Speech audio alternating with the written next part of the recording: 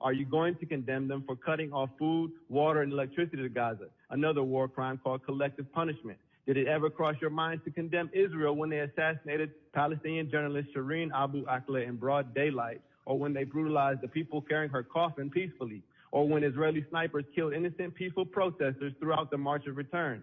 Did the people in office before you ever consider condemning Israel at any point? Since its inception, when it crammed a country full of people into a 60-mile corner of their own country, creating the largest concentration camp in history, the largest open-air prison in the world?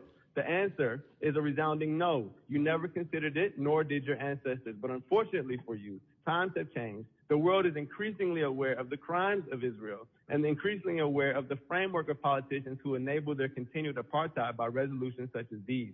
And in a city like Chicago, with majority black and brown people who have experienced the apartheid-like conditions of oppression in the United States, a generation of young people have emerged who understand immediately that we have everything in common with the Palestinian people and nothing in common with the brutal Zionists under who they suffer. A generation of people who are not surprised when we find out that our politicians, up to our president, spread lies about 40 babies being beheaded in order to rationalize genocide. We're only surprised that they're forced to walk those lies back. But of course, the damage is done. People are still spewing the debunked lies about rape and massacre of babies, even here in this very meeting, when actually there is endless evidence of Israel having killed over 500 babies in the last 48 hours alone, having dropped more bombs in 24 hours than the U.S. dropped on Afghanistan in 1 year. And finally, let it be known that condemning the attack as the actions of some fringe group misses the point of what's going on. The attacks were carried out by a broad coalition of groups from every section of Palestinian society, not just Hamas. That coalition represents a people determined to attain freedom at any cost,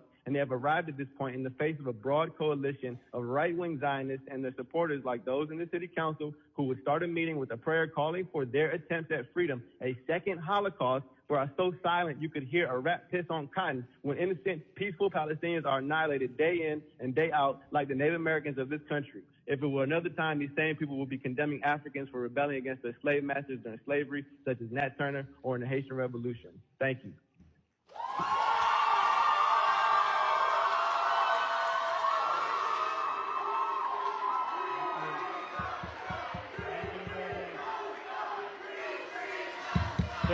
Thank you.